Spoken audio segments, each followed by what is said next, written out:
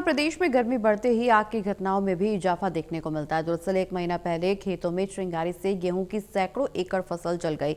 अब फैक्ट्रियों में आग से बहुत नुकसान हुआ। पानीपत में एक बड़े मार्केट में लगी ऐसी एक आग ने अफरा तफरी मचा दी।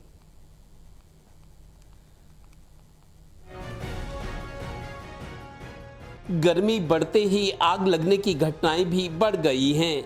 1 महीना पहले खेतों में गेहूं की फसल पर चिंगारी पड़ते ही सैकड़ों एकड़ फसल जलकर स्वाह हुई। अब गर्मी का सितम बढ़ते ही जरा सी चिंगारी लगने पर आग लगी और भड़कने लगती है।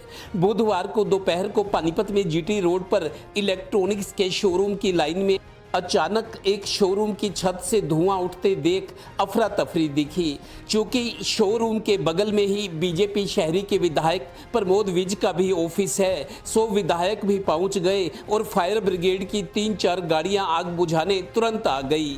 थोड़ी देर पहले हम कार्यालय में एडी साहब कार्यालय मीटिंग में थे और अभी कार्यालय आगे बैठे थे कि बराबर हमारे शोरूम है श्री गीता इलेक्ट्रॉनिक का, तो एकदम सूचना अंदर मिली कि फायर हुई है। तो तुरंत से तुरंत हमने फायर ब्रिगेड की गाड़ियां भिजवाई। यहाँ पे एक गाड़ी आ चुकी है और वो कंट्रोल करने की कोशिश कर रही है। लगता कंट्रोल हो भी रहा है और अभी हाल ही पर से 2 गाड़ियां और चली हैं जो पानी लेके आ रही हैं। अगर थोड़ा रात को अगर कांड होता है ये तो शायद ये बहुत बड़ा कांड होता। अगर सूचना मिलने में देरी होती तो भी हो सकता था। नहीं, इतना नहीं फर्क पड़ता। अगर ये कांड कहीं रात को होता ना तो मैं कहता हूँ रात को कोई सूचना देने वाला नहीं था। तो गर्मी इतनी बढ़ रही है सर, बहुत बहुत मुश्किल है।